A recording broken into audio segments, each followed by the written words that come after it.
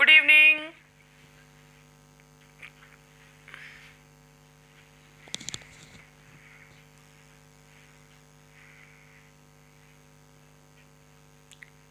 Good evening everyone. कैसे हैं आप सभी?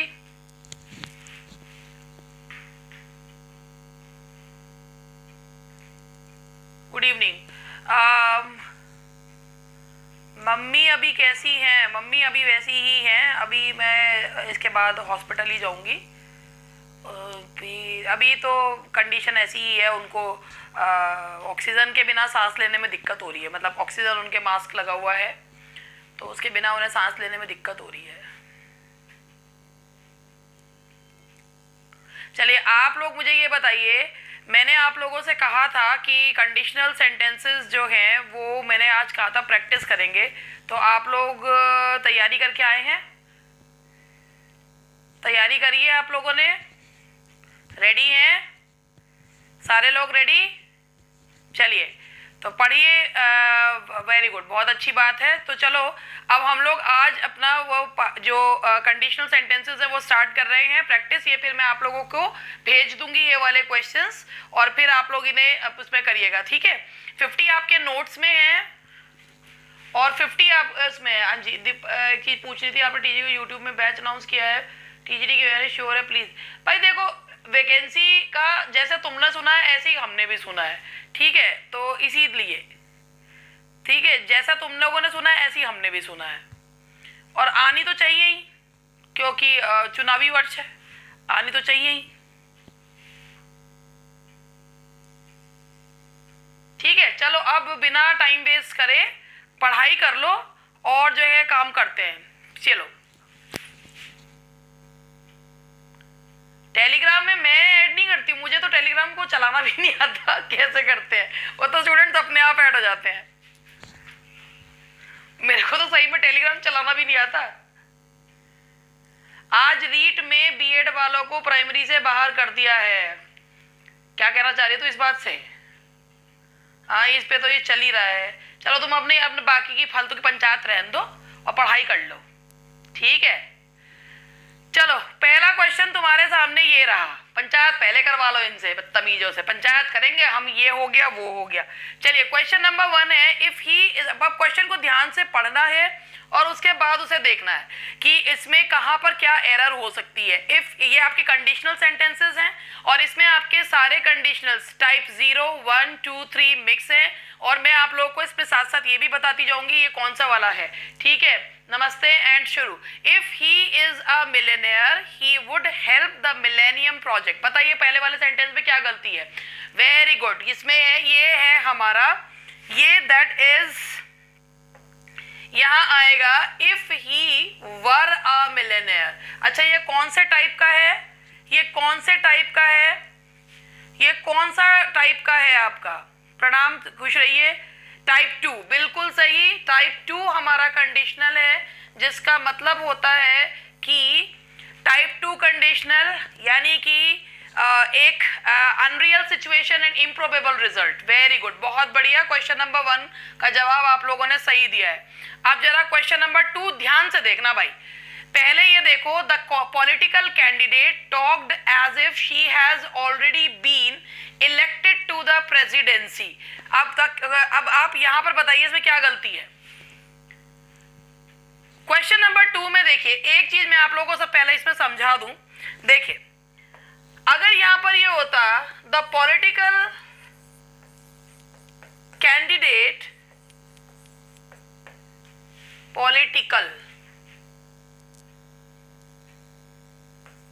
the political candidate talks as if she were, या she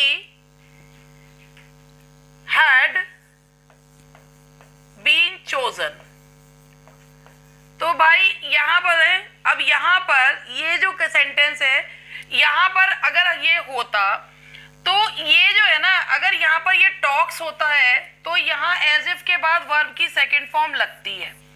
लेकिन यहां पर भी अब आप ये देखिए कि द पॉलिटिकल कैंडिडेट टॉक्ड, ये वर्ब की पास्ट टेंस है और एज इफ के बाद मैंने आपको बताया ही था कि वो ऐसे बात कर रही थी जैसे उसे प्रेसिडेंसी के लिए चुन लिया गया हो।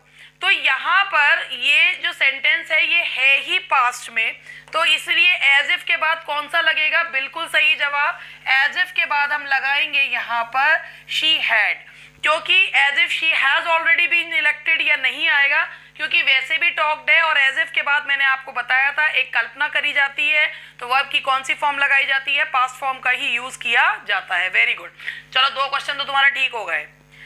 When I shall see him, I shall tell him, अब बताओ इसमें क्या गलती है और कौन सा टाइप का, ये कौन सा टाइप का कंडीशनल है?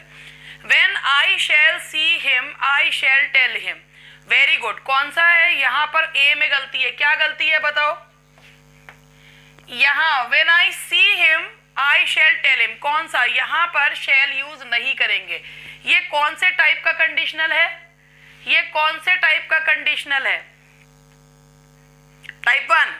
ये जो बता रहा है कि जब मैं उसे मिलूंगी तो मैं उसे बता दूंगी, ठीक है, मैं जब मैं उसे मिलूंगी तब मैं उसे बता दूंगी। तो ये हमारा जो सेंटेंस है टाइप 1 है, शर्त बता रहा है, real condition and probable result है, तो यहाँ पर हम यहाँ पे शैल का यूज नहीं करेंगे। वाह वाह वाह, होशियार हो गए बालक्स मेरे। My uncle does not spend so much money on that house unless he thinks of moving soon. अब ये क्वेश्चन नंबर 4 देखिए, My uncle does not spend so much money on that house unless he thinks of moving soon. सबसे पहले इसमें ये बताओ कि इस सेंटेंस में शर्त वाला सबऑर्डिनेट क्लॉज कौन सा है? शर्त वाला सबऑर्डिनेट क्लॉज कौन सा है? नहीं। अगर इसमें ये है कि my uncle does not spend so much money on that, भाई एक सिंपल है, मैंने आपको एक चीज ये बताई थी कि मैंने आपको ये बताया था कि अनलेस अनटिल वाला जो पार्ट होता है, अनलेस प्लस प्रेजेंट इंडेफिनेट, और ये जो होता है ये अनलेस प्लस प्रेजेंट इंडेफिनेट, ये होता है हमारा सबऑर्डिनेट क्लॉज, ये सबऑर्डिनेट क्लॉज होता है। इसके बाद जो हमारा प्रिंसिपल क्लॉज आता है, वो प्रिंसिपल क्लॉज जो होता है दैट इज इन फ्यूचर जो है इंडेफिनेट टेंस। ये किस में होता है? फ्यूचर इंडेफिनेट में होता है कि भाई अगर इसमें यदि मेरे अंकल जो है वो उसमें unless he thinks of moving soon, भाई इसका मतलब ये है कि यदि मेरे अंकल जो हैं वो जाने की सोचेंगे नहीं तो वो कभी भी पैसा नहीं करेंगे, जब तक वो सोचेंगे नहीं तब तक वो जाएंगे नहीं। तो यहाँ पर ये आएगा, ये वाला जो क्लॉज है आपका दैट इज सबऑर्डिनेट, और इसमें आप देख ही रहे हैं ये प्रेजेंट इंडेफिनेट लगा हुआ है, ठीक है। ऊपर वाले में देखो माय अंकल विल नॉट, ये डज नॉट नहीं आएगा, तो ये आएगा unless he my uncle will not spend so much money, मेरे अंकल उस घर पे इतना पैसा नहीं खर्च करेंगे, क्या शर्त है? जब तक वो उसमें जाने की सोचेंगे नहीं। अगर उसमें, तो यहाँ आएगा विल नॉट, ठीक है, विल नॉट का यूज करेंगे। यहाँ दोनों में इंडेफिनेट इंडेफिनेट, तो कोई भाई टाइप 0 थोड़ी है, तो इसीलिए अनलेस के साथ प्रेजेंट इंडेफिनेट और प्रिंसिपल क्लॉज में हम विल या शैल का यूज करते हैं। फोर्थ वाला गलत हो गया, किस किस का गलत हो गया? फोर्थ वाला जल्दी जल्दी बताओ, फोर्थ वाला किस किस का गलत हो गया?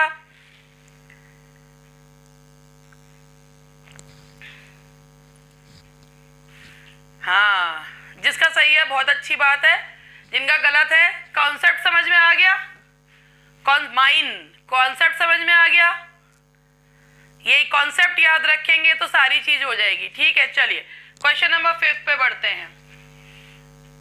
Unless you will study hard you can not pass. Question number 5 देखो, बिल्कुल अनलेस के साथ विल नहीं आएगा, तो ये आएगा unless you study hard you can not pass. और ये ठीक है क्योंकि मैंने ये आपको बताया था कि भाई प्रिंसिपल क्लॉज में बस वो प्रिंसिपल में मॉडल यूज होता है, अब चाहे वो विल शैल हो चाहे कैन नॉट हो, बिल्कुल ठीक है, तो मॉडल यूज होता है, तो ये ठीक है। Now next question, after you will return from New Delhi I will meet you, ये बीच में थोड़ा सा टाइपिंग एरर है। आफ्टर यू विल, एक तो इसमें काफी सारी, I will meet you, after you will return from New Delhi I will meet you, इसमें कौन से वाले में? सबसे पहले है जो भी चीज हमारी टाइम के बारे में बताएगी वो कंडीशन बता रही है। जो टाइम के बारे में बता रहा है, आई विल मीट यू, कब? जब तुम दिल्ली से वापस आ जाओगे।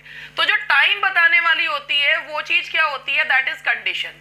और जो कंडीशन क्लॉज होती है उसमें कभी भी हम विल शैल यूज नहीं करते। याद रखिएगा, जो चीज कंडीशन बता रही है उसमें विल शैल का यूज नहीं होता। Always remember this. कोई भी क्लॉज जो कंडीशन बता रही है उसमें विल शैल यूज नहीं करते हैं। तो इसमें आएगा आफ्टर यू रिटर्न्स नहीं होगा, after you return from New Delhi I will meet you. तो क्वेश्चन नंबर 6 का आंसर है ए। ये याद रखिएगा, टाइम बताने वाली कंडीशन में, टाइम बताने वाली कंडीशन में, ये तो आपको बताइए, कंडीशन में विल शैल यूज नहीं करते।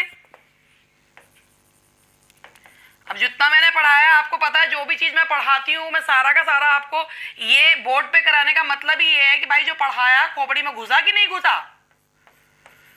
हमारी खोपड़ी में तो छेद हुआ रहता है हर समय, है ना, यहां से घुसता है और यहां से निकल जाता है। आफ्टर नहीं अंटिल यू, ये है अंटिल लगाने की आवश्यकता इसीलिए नहीं है क्योंकि जरूरी नहीं है। जब तक तुम वापस आओगे नहीं, मैं तुमसे मिलता हूँ। अब एक बात बता अर्चना, इसमें आई विल मीट यू, जब तक तुम वापस आओगे नहीं तो मैं मिलता रहूंगा, इसका तो कुछ सेंस ही नहीं बनता, है ना। भांगुर सीमेंट से बंद कर लिया। हाँ, वो मैं कह तो रही, एक तो छेद होता है खोपड़ी में, जितना भी मैं उसमें जैसे ही मैं करती हूँ बीच में बेचारे सीमेंट लगाते हैं, थोड़ी देर बाद वो सीमेंट हट जाता है, पता नहीं कौन सा सस्ता वाला सीमेंट लगा के आ जाते हैं और फिर लीक हो जाता है वो।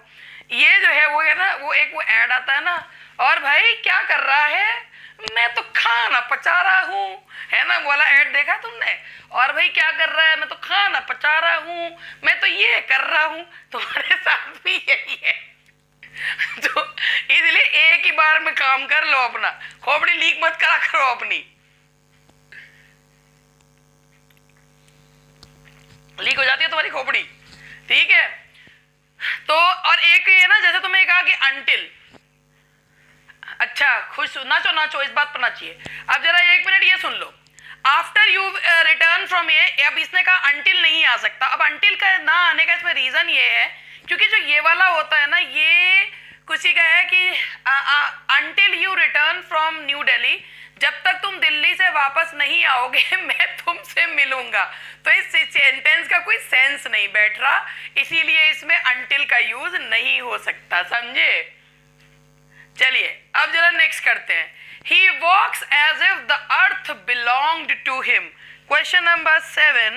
He walks as if the earth belonged. वो ऐसे चलता है मानो वह धरती का राज को। मैं थप्पड़ बजा दूंगी बहुत जोर से तुम्हारे। एक बदतमीजों, एज इफ के साथ कौन सी फॉर्म बताई थी मैंने, वर्ब की सेकंड फॉर्म बताई, थप्पड़ लगाऊंगी, देखा खोपड़ी में छेद है ही है बहुत बड़ा वाला छेद है खोपड़ी में। He walks as if the earth belong to him. भाई नो एरर है, जबरदस्ती हम तो मैडम एरर ढूंढेंगे। मतलब हम छिद्रान बेसी हुए पड़े हैं, जिसमें गलती ना भी हो ना, अपन तो गलती ढूंढ के मानते हैं। ऐसे किसी की औकात कि हम गलती हमारे से बच्चा, हम तो ना हो तो गलती बना दें, और आप ऐसी बात कर रही हो, है ना। हम तो ना हो तो जबरदस्ती गलती निकाल देते हैं, हम तो बना देते हैं हम तो गलती। यह नो एरर का क्वेश्चन है। हाँ, पहली बार नहीं नो एरर सही खोजे हैं, देखा। नाचो इस बात पर नाचो। अब जिसका गलत हुआ करेगा, है ना, वो वहां पे खड़े होकर अब डांस करा करेगा। जिसका गलत होगा तो तुम्हारे घर वालों को भी लगेगा हे बदतमीज पागल लोग कर क्या रहे हैं ये, ठीक है। अब ये इसी तरीके से पढ़ो। अब जैसे जिसका गलत हुआ तो खड़े हुए और डांस करा, हाँ नागिन डांस। और नागिन डांस कर लो तो बात ही क्या है, बहुत बढ़िया नागिन डांस। नीरज लेट लेट के नागिन डांस। घर वाले मेंटल हॉस्पिटल कॉल करने लगेंगे, नहीं वो कहेंगे देखो ये जो है अभी अपने सेंसेस में वापस आने लगे हैं, ठीक है। चलो now next question is, had you worked hard you will have passed. अगर तुमने मेहनत करी होती तो तुम पास हो गए होते। ये बेचारे उन लोगों के घरों में लगातार ये गंदा सा वाक्य सुनने को मिल रहा है, थोड़ी मेहनत और कर लेते तो पास हो गए होते, तुम्हारा ना होने का कुछ भी, मतलब इस तरीके की बातें सुनने को मिल। तो इसमें क्या आएगा बाबलो, वुड हैव। ओहो, ये तो दिल चोट दिल पे लगी दर्द होने लगा, ये तो वो वाली चीज हो गई है ना भाई। ये वुड हैव है, वेरी गुड, बहुत बढ़िया, बहुत ही बढ़िया। Next, supposing if it rain what shall we do. इसमें तो बहुत सारी गलतियां हो रही हैं, इसमें तो बहुत सारी गलतियां हैं।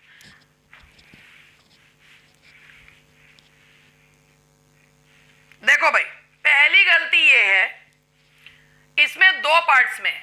एक तो गलती ये है सपोजिंग और इफ में से एक आएगा, ठीक है। पहली बात, या तो सपोजिंग लगाओ या इफ लगाओ, तो ए पार्ट में गलती है, ठीक है। दूसरा है इट के साथ रेन्स आएगा।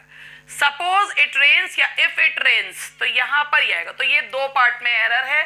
तो ये सेंटेंस हो गया है, क्या कहते हो उसे, क्या कहते हो उसे, एफ।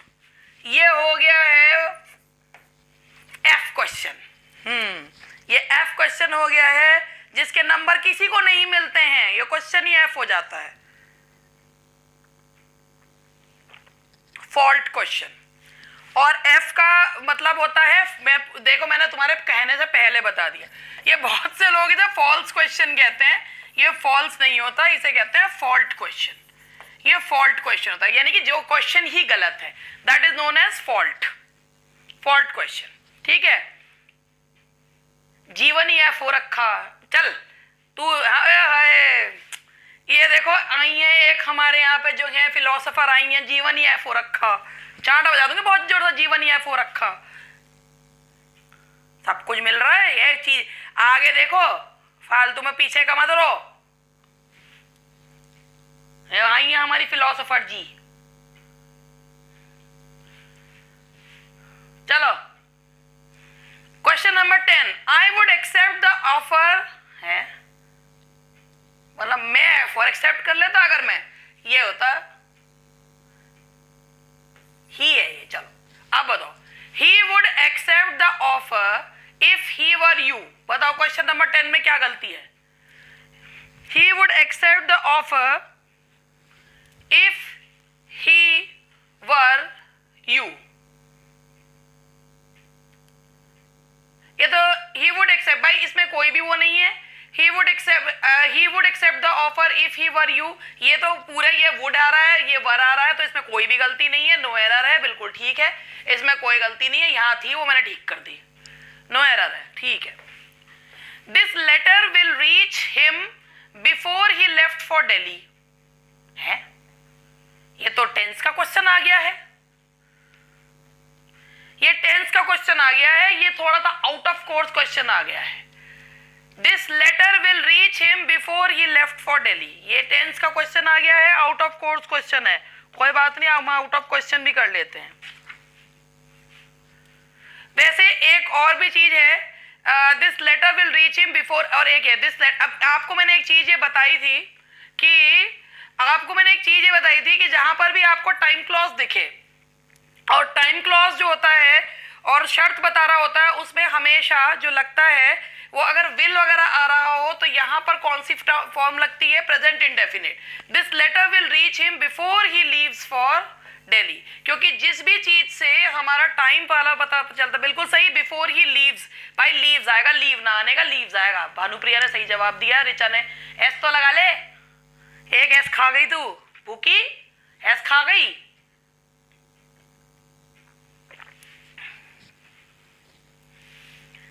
तो ये जो है मैंने आपको एक चीज, ये एक तरीका बताया है, वो वाला है, ये एक्चुअली क्या है, this letter will reach him before he leaves for Delhi, ये पूरा का पूरा जो है विल हैव, ये इसमें भी गलती है। ये एक्चुअली टेंस वाला जो हमारा क्वेश्चन होता है वो इस तरीके से होता है कि इसको इसमें है यहाँ पर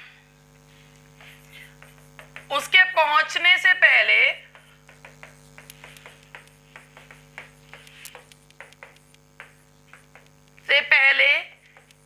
ये लेटर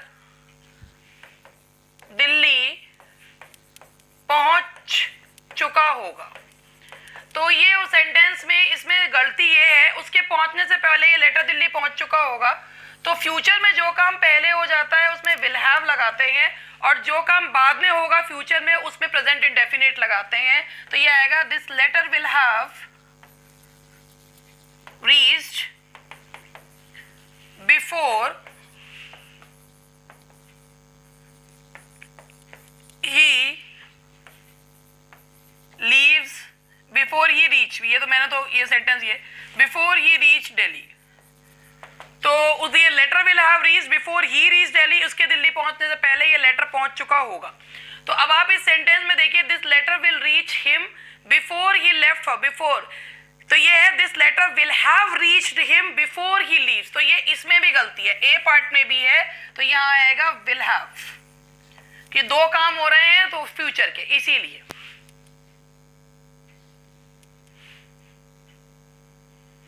नहीं नहीं नहीं, एक्चुअली ये होता है, ये टेंस के अकॉर्डिंग है, ये टेंस का ये है भाई, टेंस का रूल है ये कि अगर फ्यूचर में दो काम होने हो तो फ्यूचर में अगर दो काम होने हो तो जो काम फ्यूचर में पहले खत्म होगा उसके लिए फ्यूचर परफेक्ट, और जो काम बाद में खत्म होगा तो वहां पर हम जो है उसका यूज करेंगे, जो काम बाद में होगा उसके लिए प्रेजेंट इंडेफिनिट का यूज करेंगे। तो इसीलिए this letter will reach him before he left for Delhi, तो इस कहने का सेंटेंस का भाई मतलब ही यही है। अब अगर तुम यहाँ पर करोगे ये वरना बनेगा ही नहीं, ये सेंटेंस ही नहीं बनेगा, गड़बड़ हो जाएगा। मेरे सेंटेंस में इसलिए आया क्योंकि मैंने तो ये कहा था उसके पहुंचने से पहले ये लेटर दिल्ली पहुंच चुका होगा, तो मैंने तो भाई यहाँ पर है बिफोर ही रीचेस दिल्ली, तो यहाँ पर है the letter will have reached before he reaches Delhi, तो मेरा तो सेंटेंस ही अलग था, ये सेंटेंस अलग है, ये सेंटेंस अलग है। तो इसीलिए इसमें आप लोग याद रखिएगा अगर फ्यूचर में दो काम होने हैं तो इसमें ए में भी गलती है और बी में भी गलती है।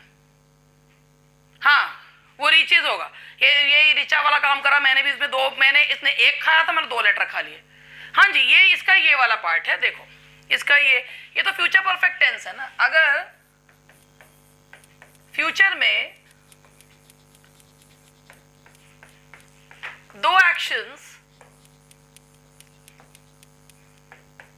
होने हो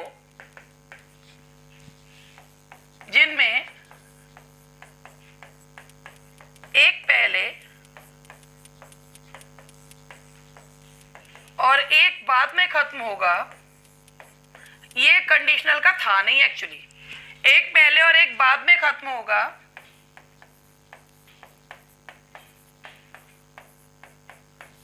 तो पहले खत्म होने वाला एक्शन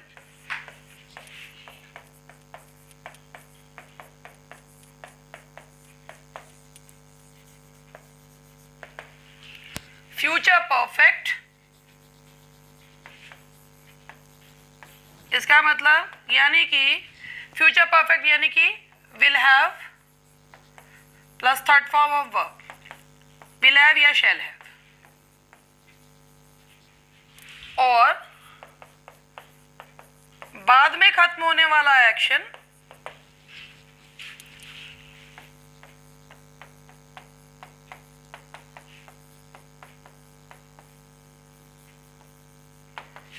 प्रेजेंट इंडेफिनिट में होगा।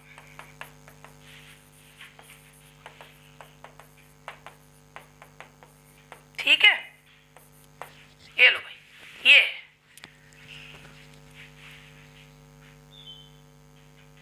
वी हैड रीच्ड, ये वो नहीं है नरगिस, ये जो तुम कह रही हो ये है कि हमारे पहुंचने से पहले ट्रेन चली गई थी, भाई ये पास्ट टेंस का है, एक काम पास्ट में हुआ, पास्ट में एक काम और उससे भी पहले हो गया, वो पास्ट परफेक्ट टेंस है। ठीक है, आज ममता की एनिवर्सरी है भाई, सभी लोग ममता को एनिवर्सरी विश कर देना 5 मिनट बाद, अभी मत करना, ठीक है, पहले मेरी बात सुन लेना फिर विश करना। भाई बात सुनो, अगर आपके सेंटेंस में, ठीक है, पास्ट परफेक्ट है भाई, ट्रेन के हमारे पहुंचने से पहले ट्रेन चली गई थी, तो हम बाद में पहुंचे, ट्रेन पहले चली गई थी, वो पास्ट है। अगर फ्यूचर में दो काम खत्म होंगे तो उसके लिए जो काम पहले खत्म होगा उसके लिए फ्यूचर परफेक्ट, और जो काम बाद में खत्म होगा उसका प्रेजेंट इंडेफिनिट। ये एक घटिया गंदा सा सड़ा हुआ सा एग्जांपल आप लोगों ने सबने सुन रखा होगा, जो आप इसमें भी लगा रहे होंगे, डॉक्टर के आने से पहले पेशेंट मर गया था, ये सड़ा हुआ सा एग्जाम्पल सुन रखा है ना, ये डॉक्टर के आने से पहले पेशेंट मर गया था, सुना है नहीं सुना, सबने सुन रखा है ना ये एग्जांपल, है ना, वो पास्ट परफेक्ट है। Past perfect and past indefinite ये है कि बारिश आने से पहले बारिश अगर हमें कहते हैं कि हमारे पहुंचने से पहले वो स्टेशन के लिए निकल चुका होगा, यानी कि हम बैठे बैठे वो कर रहे हैं, हम यहाँ बैठे बैठे कोई अंदाजा लगा रहे हैं कि जब तक हम उसके घर पहुंचेंगे तब तक वो निकल चुका होगा। तो हम बाद में पहुंचेंगे, वो पहले निकल चुका होगा, तो कहेंगे कि he will have left for station before we reach। हाँ, इसीलिए तुमने गलती कर दी, तभी तो मैं वो चीज बता रही हूँ। ये क्वेश्चन ना एक्चुअली इसमें टेंस का आ गया है, ये टेंस का क्वेश्चन इसमें दे दिया गया है। जब मैं आपको टेंसेस पढ़ाऊंगी तो मैं आपको इसमें टेंसेस का एक एक क्लासिफिकेशन जब समझाऊंगी तो उसमें वो चीज बताऊंगी। इसीलिए मैं आप लोगों से कह रही हूँ कि आप लोग ध्यान दिया करो। देखो छोटी छोटी चीजें होती हैं ग्रामर में जो आप लोगों का दिमाग खराब कर देती हैं और आपके नंबर जो हैं उसकी वजह से ही चले जाते हैं। हाँ, तो मुझे पता है ना, तुमने पास कर दिया था। अपने बछड़े के दांत तो सबको पता होते हैं, लिख लो अपने बछड़ों के दांत। हाँ, मेरे जाने से पहले ट्रेन जा चुकी थी, ये तो बहुत ही गंदा वाला एग्जाम्पल है। ये हो गया, चलो अपने बछड़ों के दांत सबको पता होते हैं, मुझे भी अपने बछड़ों के दांत पता है। तो चुप रहो बिल्कुल और चलो पढ़ो। क्वेश्चन नंबर 11 में ए और बी दोनों पार्ट में एरर है। चलिए क्वेश्चन नंबर 12 करते हैं। He will tell you about it when he will come back. एक क्वेश्चन के बाद थोड़ा सा रेस्ट होता है। आते हुए क्वेश्चन आप लोग इसलिए तो गलत करते हैं। He will tell you about it when he will come back। तो यहाँ पर किसमें सी पार्ट में एरर है? बिल्कुल सही, इसमें आएगा when he comes back। He will tell you about it when he comes back। बिल्कुल सही, तो इसमें आएगा आपका सी पार्ट में एरर है। Very good. क्वेश्चन नंबर 13, ये the train will not start until the guard will blow the whistle। ये तो मैंने तुम्हें करवाया था। The train will not start until the guard will blow the whistle। बिल्कुल यहाँ पर आ जाएगा, जब तक गार्ड सीटी नहीं बजाने का तब तक गाड़ी जानेगी नहीं। Until the guard will नहीं आएगा, blows the whistle। तो यहाँ आएगा सी पार्ट में। Very good. Question number 14, if you are coming home tomorrow let me know at what time I can expect you। चलो भाई, इसमें क्वेश्चन नंबर 14 में लोग घुमा दिया, इसमें घुमा दिया गया है। इफ ये ना एक्चुअली इसको उसमें मत लीजिए, कई बार कॉन्ट्रैक्शन कर देते हैं। ये यू आर ही है, इसमें गंदी वाली गलती ना ढूंढे, इसमें सड़ी हुई गलती बिल्कुल ना ढूंढे। If you are coming home tomorrow let me know at what time I can expect you. एक तो पहली बात तो ये, अगर तुम कल आ रहे हो तो मुझे बता दो कि किस समय मैं तुम्हें एक्सपेक्ट करूं, इसमें कोई गलती नहीं है। मगर हम तो भाई जबरदस्ती नहीं, अगर तुम कल आ रहे हो, if you are coming home, अगर तुम कल आ रहे हो, इफ यू कम टुमारो, दोनों एक ही चीज है, कोई गलती नहीं है, बिल्कुल सही है, बिल्कुल सही है। ये तो ना एक वो है, इफ यू आर कमिंग का है। जैसे हम किसे कहते हैं, अगर तुम कल आ रहे हो, तो हम ना जब कोई फ्यूचर के प्रोग्राम के फिक्स प्रोग्राम को बताते हैं उसमें हम प्रेजेंट इंडेफिनिट, प्रेजेंट कंटिन्यूअस और फ्यूचर कंटिन्यूअस टेंस का यूज करते हैं, और तीनों ठीक है जब प्लान पक्का हो। अगर तुम कल आ रहे हो, अगर तुम कल आते हो, तो ये सारा का सारा ठीक है। जब फ्यूचर का कोई फिक्स प्लान बनाते हैं तो if you are coming tomorrow, if you come tomorrow, you will be coming. अब यहाँ विल भी इसलिए नहीं लगा सकते क्योंकि इफ के साथ हम विल का यूज नहीं करते, तो ये दोनों ठीक है। जब फ्यूचर का कोई पक्का प्रोग्राम होता है तो कंटिन्यूअस या इंडेफिनिट दोनों का ही यूज करते हैं। और हमारे बालक्स घूम गए हैं, हमारे बालकों की खोपड़ी घूम गई है, क्योंकि ऐसे ही हो रहा है। एक क्वेश्चन इजी आ रहा है तो एक क्वेश्चन गूगली आ रहा है। गूगली पुगली नहीं है वैसे, ये है ना, ये जो क्वेश्चन है ये I am not sure if I am going tomorrow, yes. तो इफ आई लीव, बिल्कुल यहाँ पर हाँ जी, यू विल बी कमिंग। अब इफ के साथ विल नहीं लगा सकते नरगिस, ये मैंने तुम्हें बताया है। किसी भी कंडीशनल क्लॉज में, एक बात बताओ, किसी भी कंडीशनल क्लॉज में विल लगता है? क्यों? किसी भी कंडीशनल क्लॉज में विल लगता है? नहीं लगता ना, तो विल तो लगाओगे ही नहीं। साधारण सी चीज है, अगर आप किसी सेंटेंस में फ्यूचर का पक्का प्रोग्राम बता रहे हैं तो कंटिन्यूअस टेंस लगाते हैं कि I am going to buy a TV tomorrow. मैंने कहा मैं कल एक टीवी खरीदने जा रही हूं, तो I am going to buy. क्यों नहीं लगता है मैम? क्या नहीं लगता? भाई इफ वाले क्लॉज में विल शैल नहीं लगता, क्योंकि उससे आगे वाले में मॉडल लगाया जाता है, तो दो दो बार विल शैल नहीं आता ना। बिल्कुल हो सकता है। मैंने क्या कहा, I am going to buy a TV tomorrow, ये कंटिन्यूअस टेंस है ना। आई एम गोइंग टू, अब आप यहां बोल सकते हैं I will be buying a TV tomorrow, I buy a TV tomorrow, ये फिक्स प्रोग्राम है। लेकिन इफ वाले के साथ इफ आई विल भी नहीं हो सकता, क्योंकि इफ वाली क्लॉज में हम विल शैल का यूज नहीं करते हैं। तो अगर मैंने किससे कहा कि अगर तुम कल आ रहे हो, if you come tomorrow, if you are coming tomorrow, ये दोनों सही हैं, दोनों में कोई गलती नहीं है। जैसे मैंने कहा if you are coming tomorrow then do let me know about it, अगर तुम कल आ रहे हो तो मुझे बता दो। If you are not coming tomorrow, भाई तुम्हारा पक्का है नहीं आने का, तो मुझे बता दो। तो जो चीज की श्योरिटी होती है उसमें हम इंडेफिनेट और कंटिन्यूअस दोनों में से कोई भी टेंस यूज कर सकते हैं। विल शैल जो यूज होता है ना, वो उन प्रोग्राम्स के साथ यूज हो सकता है। आपने देखा होगा प्रोबेबल रिजल्ट, जब मैंने आपको टाइप 1 करवाया था तो मैंने आपको एक चीज बताई थी, प्रोबेबल रिजल्ट आ भी सकता है और नहीं भी आ सकता। आपको याद होगा टाइप 0 बताया था मैंने, जिसमें रिजल्ट आएगा ही आएगा। कहा था अगर कुल्हाड़ी पे पैर मारोगे तो पैर में चोट लगेगी ही लगेगी, या याद है? पानी को गर्म करोगे तो वो भाप बनेगा, बताया था, है ना? पानी को गर्म करोगे तो भाप बनेगी। तो ये क्या है, ये चीज क्या है? कोई चीज होनी ही होनी है। जो चीज सार्वभौमिक है, जो चीज यूनिवर्सल ट्रुथ है, जो चीज जनरल ट्रुथ है, उसमें हम कभी विल शैल का यूज नहीं करते। जो पक्का है उसमें भी हम विल शैल का यूज नहीं करते। इसीलिए ही जिस चीज में जो चीज पक्की है, फिक्स प्रोग्राम है, उसमें आप विल शैल का यूज नहीं करते। याद रहेगी ये चीज। जो चीज फ्यूचर का कोई फिक्स प्रोग्राम हो तो आप विल शैल का यूज नहीं करते। ठीक है? हाँ जी, ये स्टैंडर्ड ग्रामर है, बिल्कुल।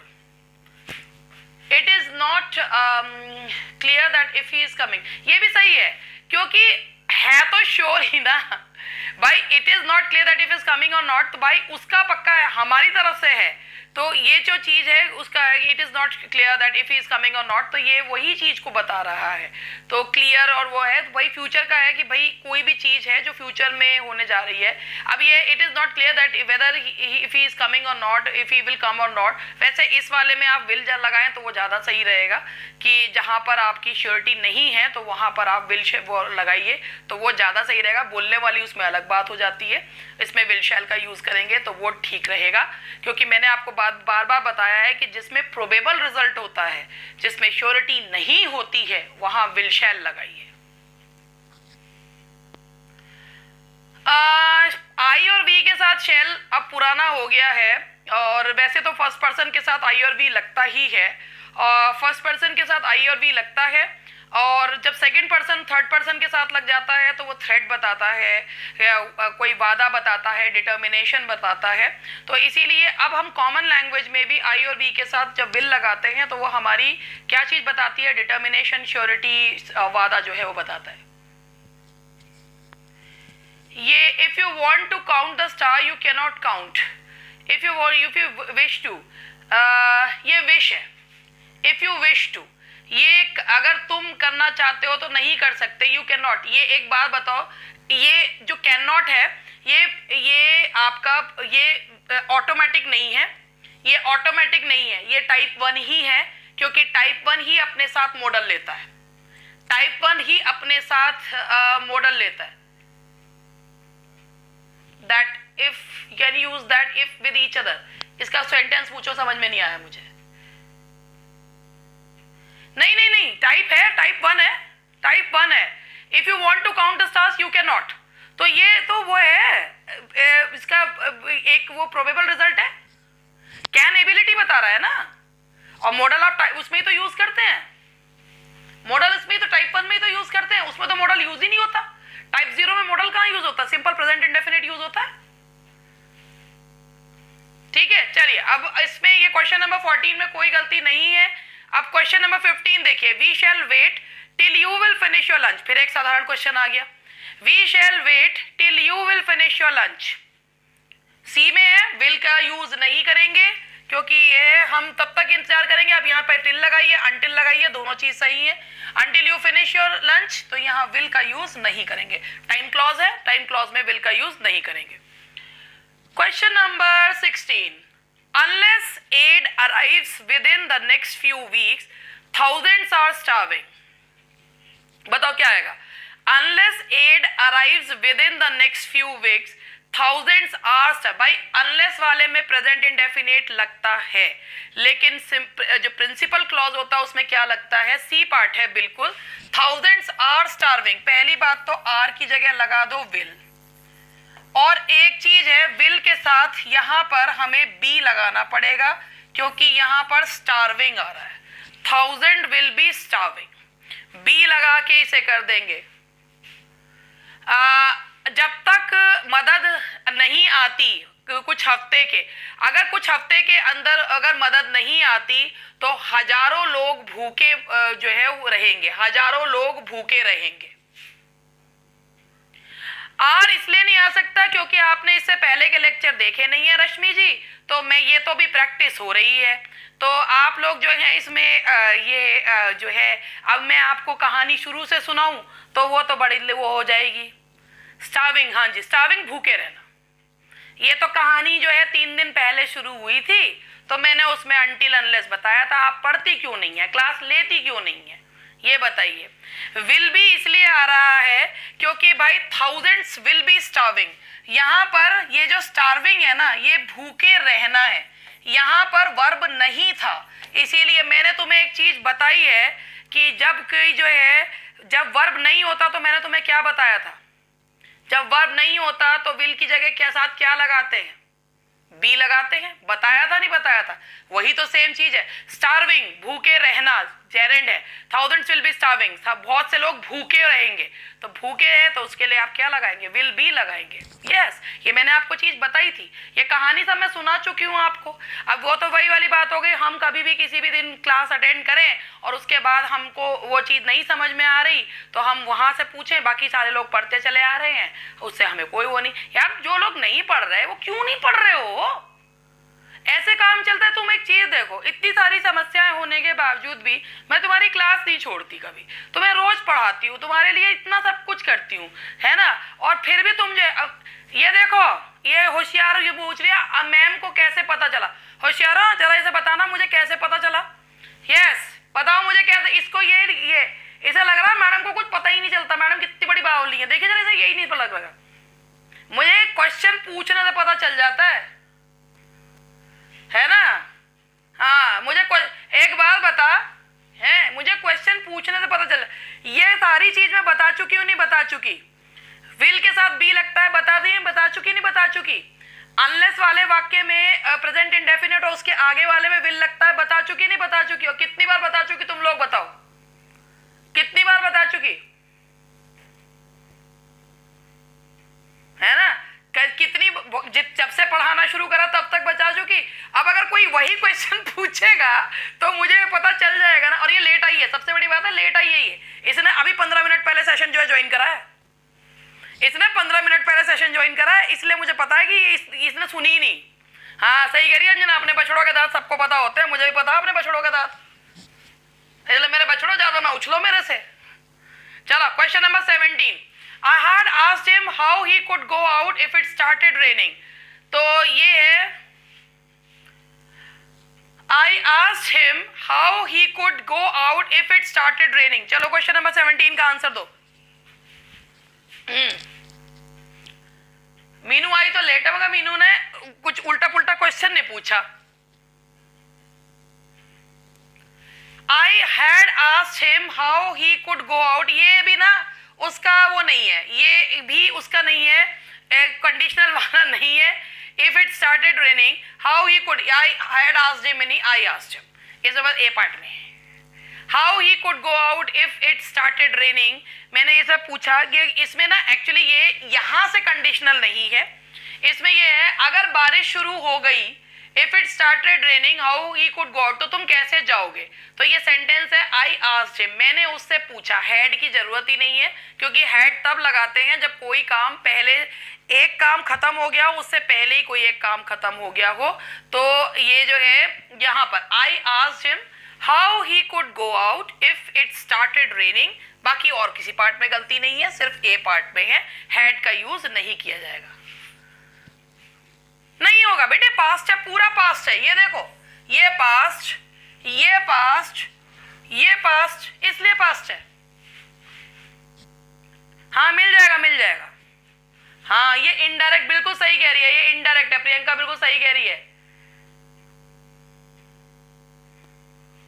ये सेंटेंस ऐसा है, ये देखो,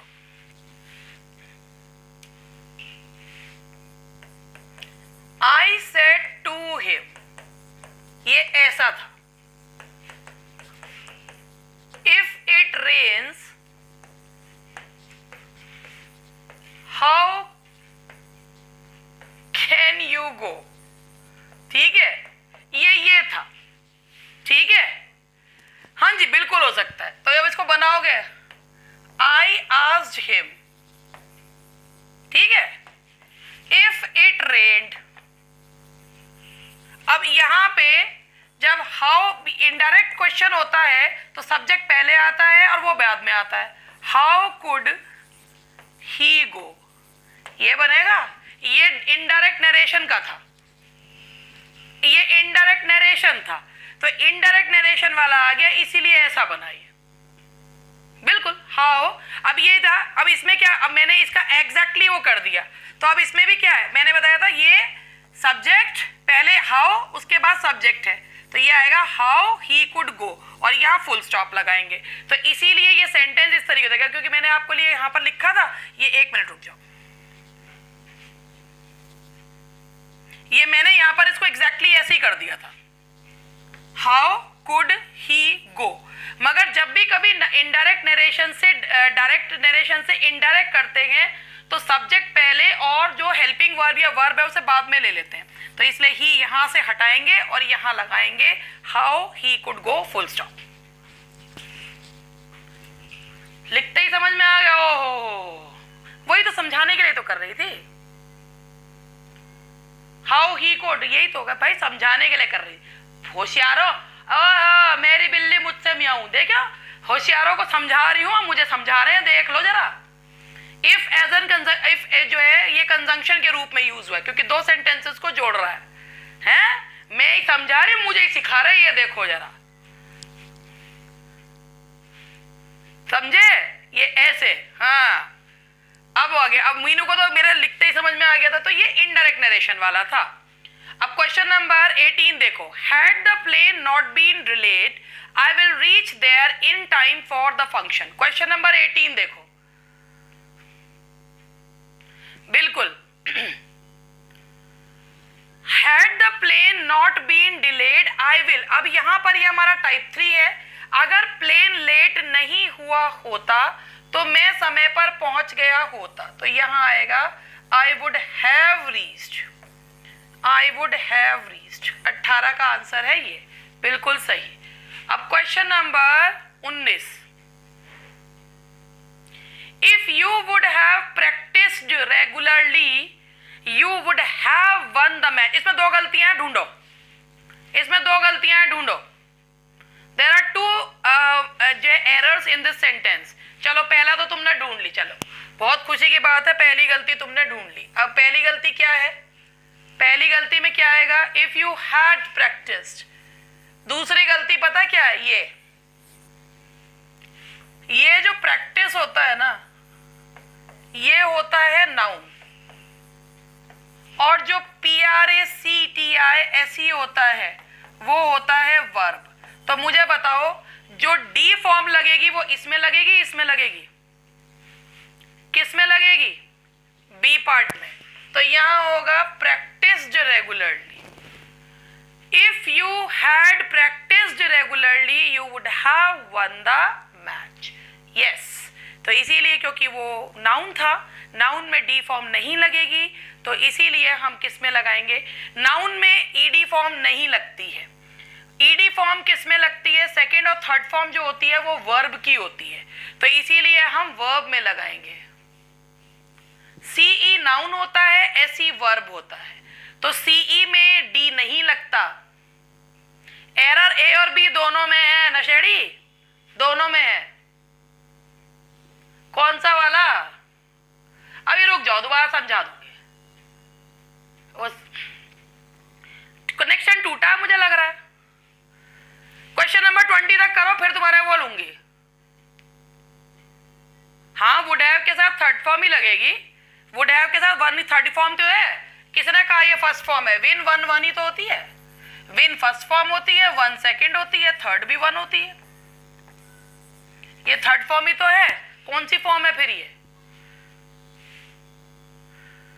if you will insist upon challenging me I will fight out alone. Question number 20 will नहीं आएगा। अब ये 20 क्वेश्चन लेकर मैं आप लोगों को करती हूँ। If you insist upon challenging me, अब पहले हम यहां तक करते हैं, ठीक है। अब इंसिस्ट किसने लगाया? भानु। यू के साथ प्लूरल वर्ब लगता है कि सिंगुलर लगता है? हैं? अब 2 मिनट रुको, बावलपंती करा लो बस इनसे। That's all for today. आज की क्लास अभी यहीं तक हमारी, और मिलते हैं कल।